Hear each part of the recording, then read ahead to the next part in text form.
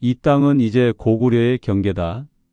먼 길을 달려온 병사들이 숨을 고르는 사이 국경선은 또 한 번 앞으로 밀려나가고 있었습니다. 전쟁은 끝난 것처럼 보였지만 군대가 돌아갈 준비를 할 시간은 없었습니다. 역사상 가장 넓은 땅을 차지했던 광개토대왕. 그 대가는 무엇이었을까요? 이 질문은 모든 전투가 끝난 뒤가 아니라 전쟁이 계속되고 있던 바로 그 한가운데에서 떠오릅니다. 본격적으로 들어가기 전에 이 이야기를 위해 광개토왕릉비 원문과 삼국사기 고구려본 그리고 광개토대왕 시기 고구려의 전쟁과 국가 운영을 다룬 여러 현대 연구서를 직접 확인했습니다. 구독과 좋아요는 역사 라디오를 계속 만드는 힘이 됩니다. 감사합니다. 이제 시간을 조금 거슬러 올라가 보겠습니다. 4세기 말 고구려가 마주한 현실은 결코 안정적이지 않았습니다. 서쪽 요동에서는 선비족 계통의 세력이 빠르게 세력을 넓히고 있었고, 남쪽에서는 백제가 한강 유역을 장악한 채 고구려를 압박하고 있었습니다. 동북쪽에서는 말갈과 숙신 세력이 국경을 넘나들며 긴장을 높였습니다. 이 시기의 국경은 오늘날 지도에 그려진 선처럼 고정된 것이 아니었습니다. 상황에 따라 밀리고 다시 되찾아야 하는 공간이었습니다. 국경을 지킨다는 것은 늘 전쟁을 전제로 움직인다는 뜻이기도 했습니다. 이런 상황 속에서 391년 광개토대왕이 고구려의 왕위에 오릅니다. 즉위 직후부터 그의 선택은 분명했습니다. 지키는 데 머무르지 않고 먼저 움직이겠다는 결정이었습니다. 기다리는 동안 적이 더 강해질 수 있다는 판단이 깔려 있었습니다. 광개토왕릉비에는 이 시기를 두고 왕이 직접 군대를 이끌고 사방을 정벌했다고 적고 있습니다. 하지만 이 문장만으로는 당시의 숨가쁜 현실이 잘 보이지 않습니다.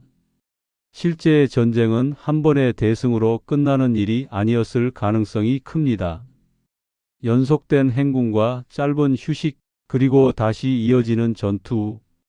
백제를 밀어내면 북쪽이 불안했고, 북쪽을 정리하면 남쪽이 다시 흔들렸습니다. 전쟁은 방향만 바뀌었을 뿐 멈추지 않았습니다.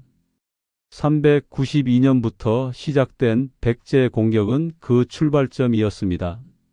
한강 이북의 성들이 차례로 함락되며 고구려는 남쪽으로 깊숙이 진출합니다. 몇 년 뒤 백제 왕이 항복의 뜻을 전했을 때 이는 단순한 승리가 아니라 한반도 남부의 힘의 균형이 달라지는 순간이었습니다. 그러나 이로써 모든 것이 끝난 것은 아니었습니다. 곧바로 시선은 북쪽으로 옮겨집니다. 숙신과 말갈을 정벌하고 요동 지역을 향해 군대가 움직입니다.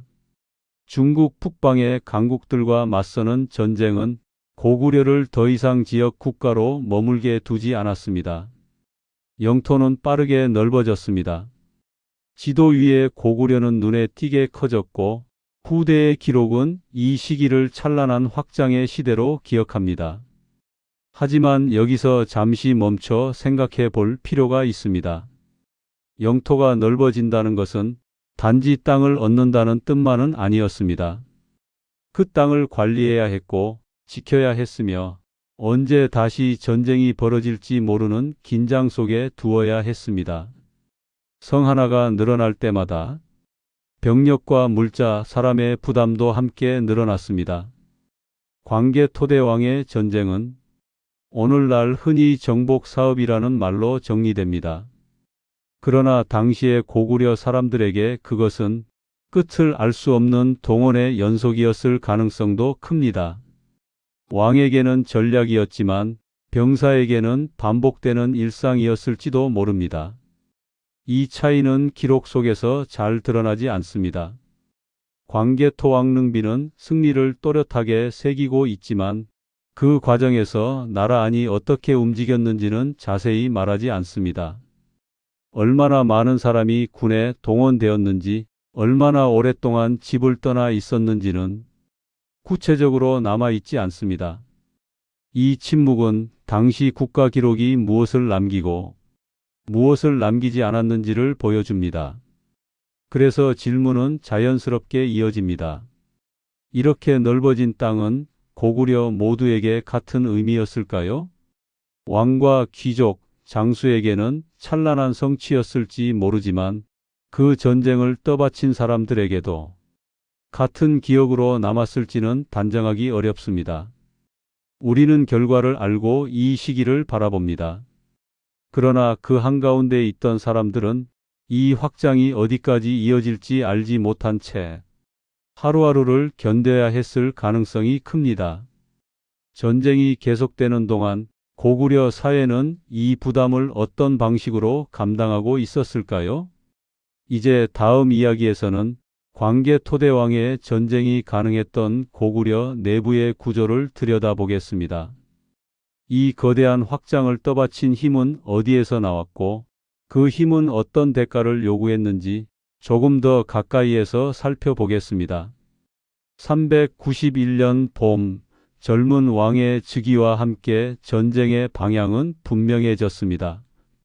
그러나 그 선택이 곧바로 실행될 수 있었던 것은 아니었습니다. 광개토대왕 개인의 결단만으로 이 거대한 정복이 가능했다고 보기는 어렵습니다. 그 뒤에는 이미 오래전부터 형성되어 온 고구려 사회의 구조가 자리하고 있었습니다. 전쟁은 하루아침에 시작되지 않았고 그 전쟁을 떠받칠 준비 역시 하루아침에 만들어지지 않았습니다.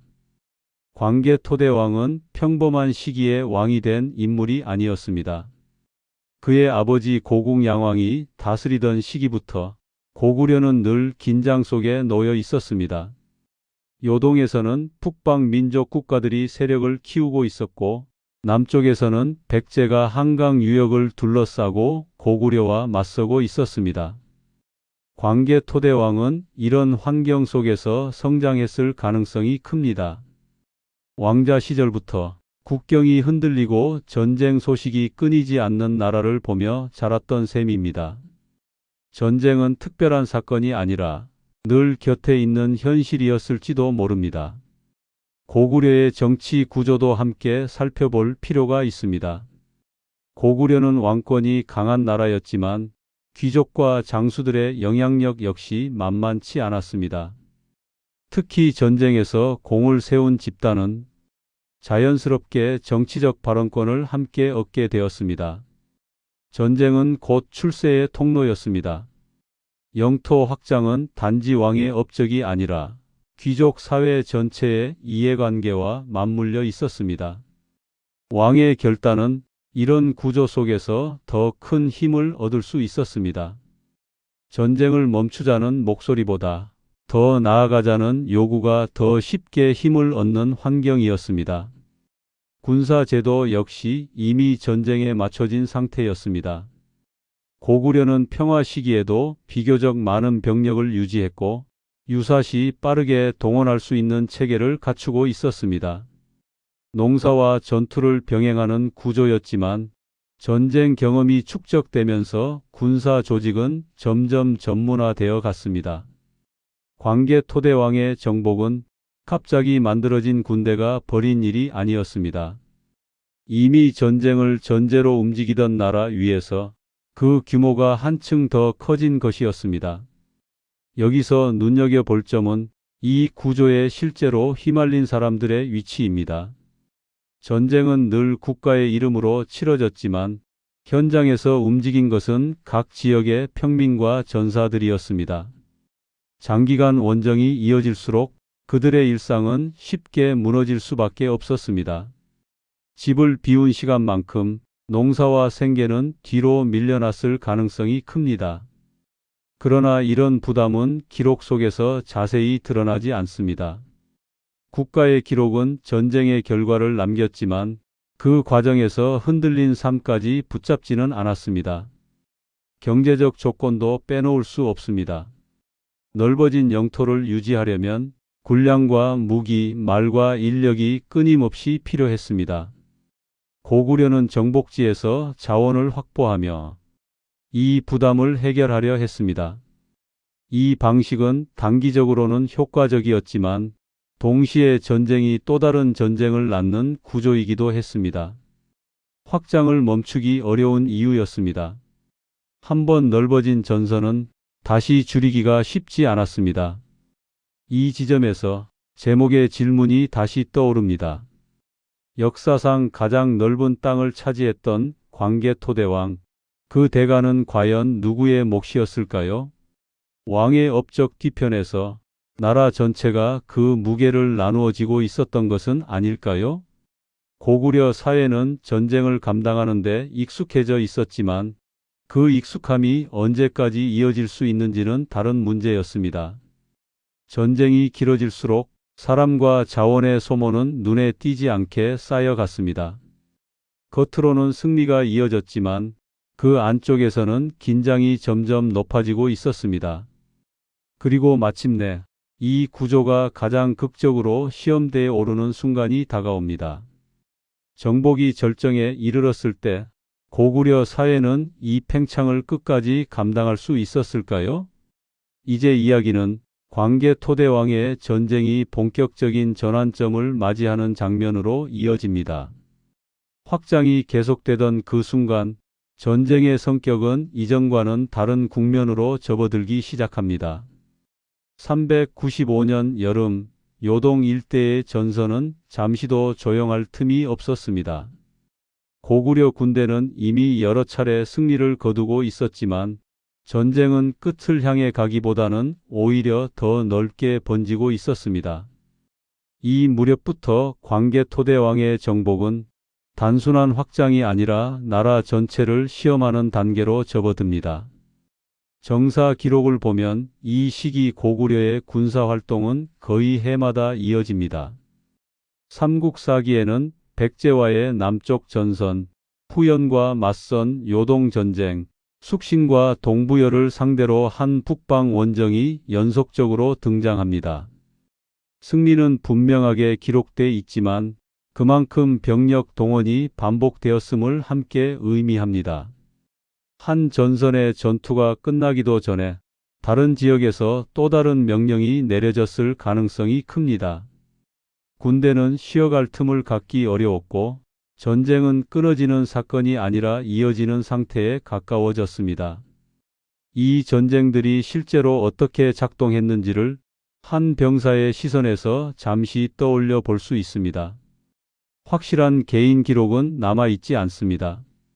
다만 당시의 군력 구조와 전쟁 빈도를 종합하면 전사들은 장기간 고향을 비우는 경우가 많았을 가능성이 큽니다. 봄에 출정해 가을이 되어서야 돌아오거나 한 전투를 마친 뒤 곧바로 다음 전선으로 이동하는 일도 드물지 않았을 것으로 추정됩니다. 이 부분은 사료로 명확히 확인되지는 않으며 전쟁 양상을 바탕으로 한 합리적인 추정에 가깝습니다. 문제는 전쟁의 성격이 점점 달라졌다는 점입니다. 초기의 전투가 비교적 짧고 명확한 목표를 가졌다면 영토가 넓어질수록 전선은 길어졌고 보급과 통제는 훨씬 복잡해졌습니다. 승리했음에도 군대는 쉽게 해산되지 못했습니다.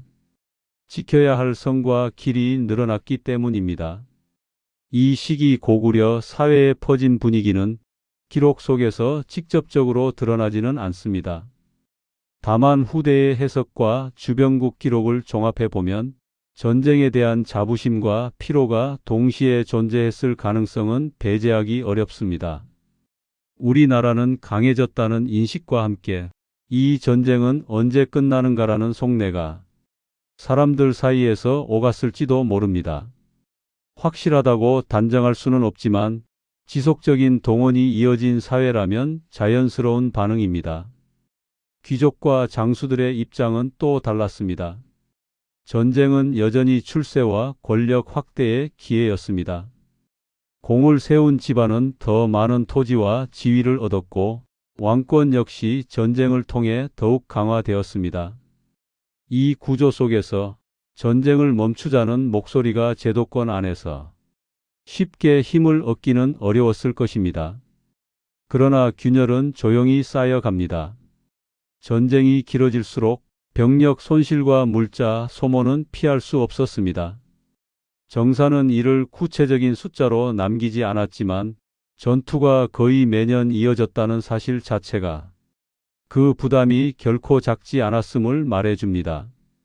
승리는 계속되었지만 그 대가는 눈에 띄지 않는 곳에서 누적되고 있었습니다. 이 무렵부터 광개토대왕의 전쟁은 단순한 공격의 문제가 아니라 유지해야 할 제국의 문제로 바뀌기 시작합니다. 넓어진 땅은 곧 책임이 되었고 그 책임은 다시 사람과 자원을 요구했습니다. 확장은 성공이었지만 그 성공을 지키는 일은 또 다른 싸움이었습니다. 그래서 이 시점에 고구려는 겉으로는 가장 강해 보이지만 안으로는 가장 많은 부담을 안고 있던 시기였다고 볼 수 있습니다. 사람들은 승리를 말했지만 나라 전체는 이미 긴장의 한계선에 가까워지고 있었습니다. 이제 질문은 더욱 분명해집니다. 이렇게까지 넓어진 땅을 고구려는 과연 끝까지 감당할 수 있었을까요? 그리고 이 선택의 무게는 결국 누구에게 가장 먼저 돌아가게 되었을까요? 이제 이야기는 정복이 절정에 이르렀을 때 드러나는 구조적인 한계와 그 징후로 이어집니다. 400년 무렵 요동과 한반도 북부를 아우르는 고구려의 전선은 한눈에 담기 어려울 만큼 넓어져 있었습니다. 승전보는 계속 올라왔고 국경선은 지도 위에서 빠르게 바깥으로 밀려났습니다. 겉으로 보자면 이 시기의 고구려는 누구도 넘볼 수 없는 강국이었습니다. 그러나 바로 이 순간이 정복의 가장 높은 지점이자 동시에 가장 무거운 갈림길이 되기 시작합니다. 고구려는 이미 백제를 크게 꺾었고 후연과의 관계에서도 주도권을 쥐고 있었습니다. 숙신과 동부여 역시 더 이상 즉각적인 위협으로 보이지 않았습니다. 사방에서 밀려오던 압박은 겉보기에는 상당 부분 해소된 듯 보였습니다. 하지만 문제는 전쟁이 끝나지 않았다는 점이었습니다. 싸워야 할 상대가 줄어든 것이 아니라 지켜야 할 공간이 급격히 늘어났기 때문입니다. 성 하나를 차지할 때마다 그 성을 지킬 병력과 행정, 보급이 함께 필요해졌습니다. 확장은 더 이상 공격의 문제가 아니라 유지와 관리의 문제로 바뀌고 있었습니다. 이 시기의 상황을 가장 상징적으로 보여주는 기록이 바로 광개토왕릉비입니다.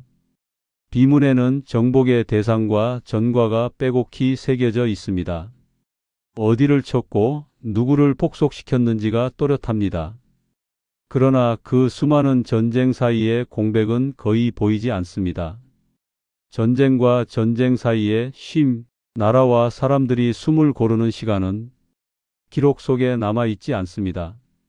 이 침묵 자체가 당시 국가 기록이 무엇을 남기고 무엇을 남기지 않았는지를 잘 보여줍니다. 이제 여기서 제목이 던진 질문에 대한 해답의 윤곽이 드러납니다. 역사상 가장 넓은 땅을 차지했던 광개토대왕, 그 대가는 무엇이었을까요?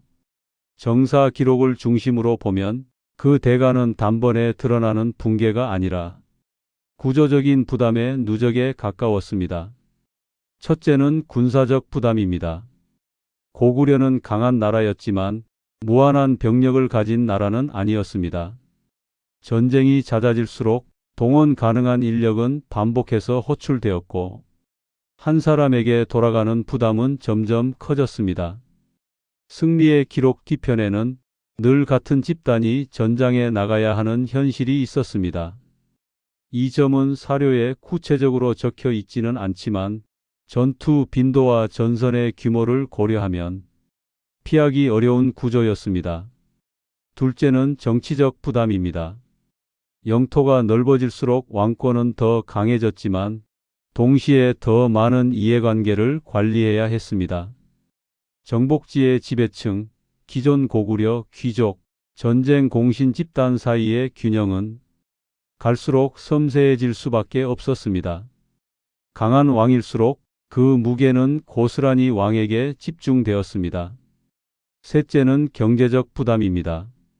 정복은 새로운 자원을 가져다 주기도 했지만 그 자원을 유지하는 비용은 지속적으로 그리고 고정적으로 들어갔습니다.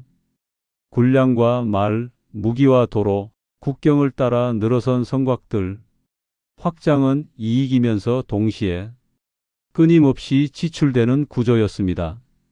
여기서 중요한 사실 하나를 짚어야 합니다. 광개토대왕은 이 부담을 모른 채 정복을 이어간 인물로 보이지 않습니다. 오히려 그는 이 구조를 누구보다 분명히 인식하고 있었을 가능성이 큽니다. 그래서 전쟁은 신속했고 결단은 빠르며 망설임은 기록에 거의 남지 않았습니다. 지체하는 순간 이 확장된 구조 전체가 흔들릴 수 있다는 판단이 작동하고 있었을지도 모릅니다.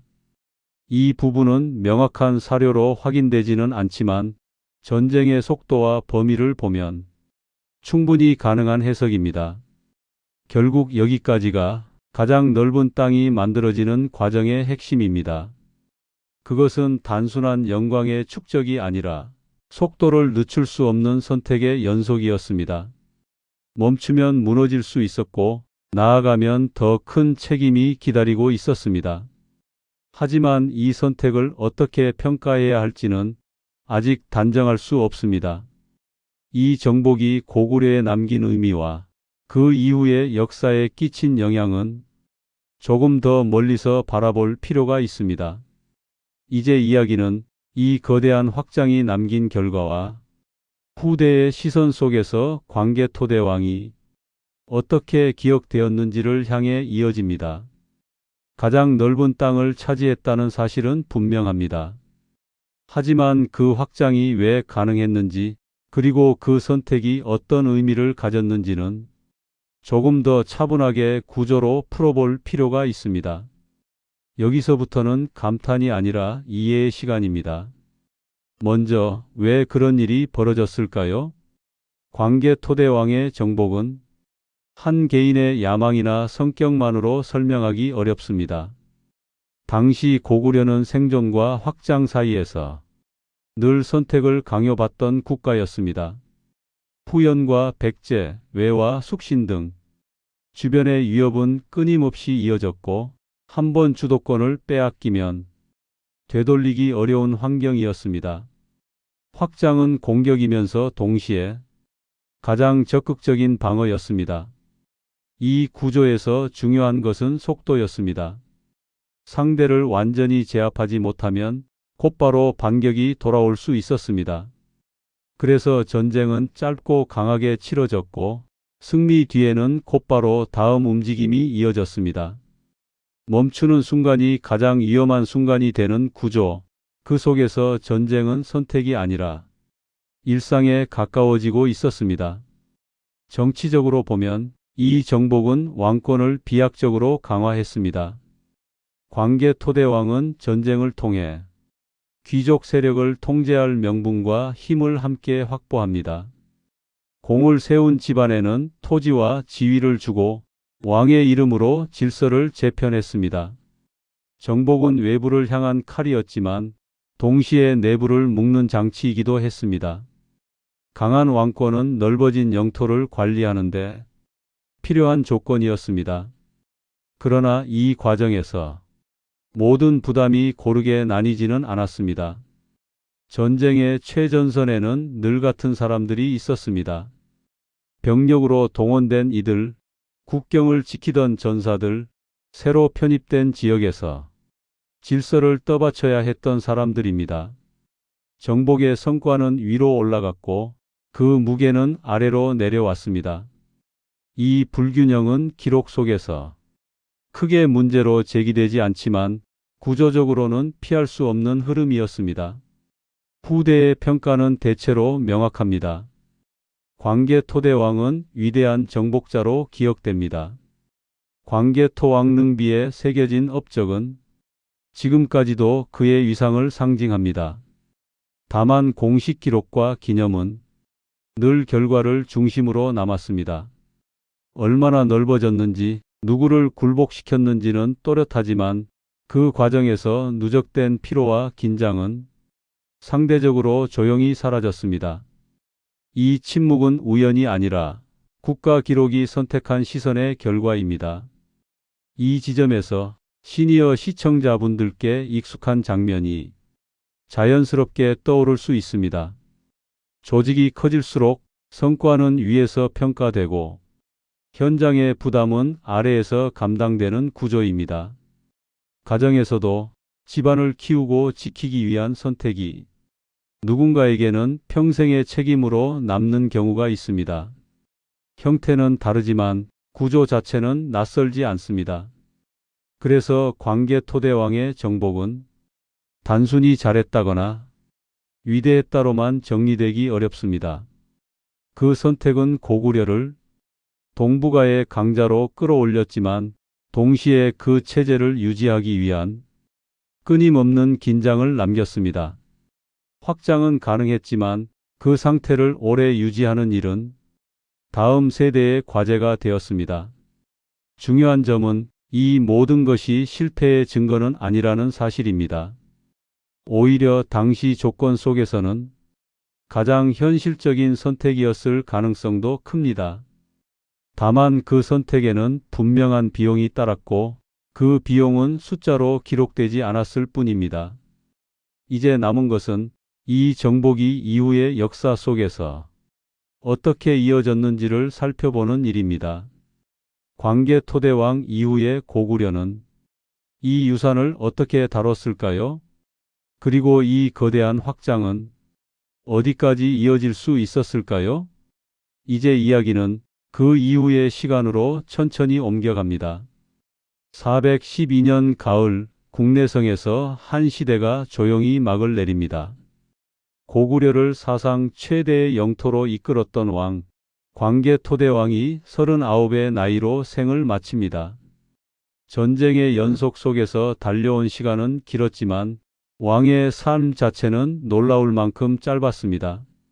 이제 마지막으로 그가 남긴 선택이 어떤 결과로 이어졌는지를 돌아볼 시간입니다. 광개 토대왕이 세상을 떠난 뒤에도 고구려는 곧바로 흔들리지 않습니다. 뒤를 이은 장수왕은 부왕이 넓힌 영토를 바탕으로 수도를 평양으로 옮기고 남쪽으로 시선을 넓히는 정책을 이어갑니다. 겉으로 보자면 정복의 유산은 안정적으로 계승된 듯 보입니다. 그러나 이 안정은 저절로 유지된 것이 아니었습니다. 넓어진 영토를 지키기 위해 군사 조직은 더 촘촘해져야 했고 지방 통치는 훨씬 복잡해졌습니다. 장수왕 대의 개혁은 확장을 다시 밀어붙이기 위한 선택이라기보다 이미 넓어진 땅을 어떻게 관리할 것인가에 대한 고민에 가까웠습니다. 이 점에서 광개 토대왕의 정복은 다음 세대에게 분명한 과제를 남겼다고 볼 수 있습니다. 사후 평가를 살펴보면 광개 토대왕은 일관되게 긍정적으로 기억됩니다. 삼국사기와 후대의 기록, 그리고 광개 토왕릉비에 이르기까지 그는 잃었던 것을 되찾고 더 넓힌 왕으로 자리 잡습니다. 실패나 후퇴보다는 승리와 확장의 이미지가 앞섭니다. 이 평가 자체는 당대의 성과를 기준으로 보면 자연스럽습니다. 다만 한 가지는 분명해집니다. 그의 업적은 한 사람이 감당할 수 있는 한계선에 거의 닿아 있었다는 점입니다. 짧은 재위 기간, 끊임없는 전쟁, 그리고 빠른 결정의 연속. 이 모든 것은 성과와 함께 소모를 동반했습니다. 왕 개인의 소모뿐 아니라 국가 전체의 체력 역시 그 과정에서 사용되었습니다. 이후 고구려의 역사를 보면 이 확장의 구조가 영원히 유지되지는 않았음을 알 수 있습니다. 영토는 여전히 넓었지만 외부 환경은 변했고 내부의 부담은 점차 누적됩니다. 광개 토대왕의 선택이 잘못이었다고 말하기는 어렵습니다. 다만 그 선택이 언제까지나 반복될 수 있는 방식은 아니었습니다. 여기서 이 이야기는 단순한 영웅담을 넘어섭니다. 조직이 가장 빠르게 성장하던 시기, 그 성장은 종종 누군가의 과로와 책임 위에 놓입니다. 확장은 박수 속에서 시작되지만 유지는 조용한 관리 속에서 이어집니다. 이 구조는 옛날 이야기처럼 들리면서도 어딘가 낯설지 않습니다. 그래서 이제 이야기의 끝에서 질문을 남겨봅니다. 만약 여러분이 그 자리에 있었다면 나라를 살리기 위해 어디까지 나아가는 선택을 하셨겠습니까? 더 큰 책임을 감수하며 앞으로 나아가는 길이었을까요? 아니면 이미 얻은 것을 지키기 위해 속도를 늦추는 쪽이었을까요? 광개 토대 왕은 가장 넓은 땅을 선택했습니다. 그 선택은 고구려를 강국으로 만들었고 동시에 그만한 부담을 다음 세대에 남겼습니다. 위대함이란 언제나 성과와 대가를 함께 품고 있다는 사실을 이 이야기는 조용히 보여줍니다. 오늘 이야기는 여기까지입니다. 이 영상이 좋았다면 구독과 좋아요, 알림 설정이 역사 라디오를 계속 만드는 힘이 됩니다. 댓글로 오늘 가장 인상 깊었던 장면과 다음에 다뤘으면 하는 주제를 한 가지 남겨주세요. 감사합니다.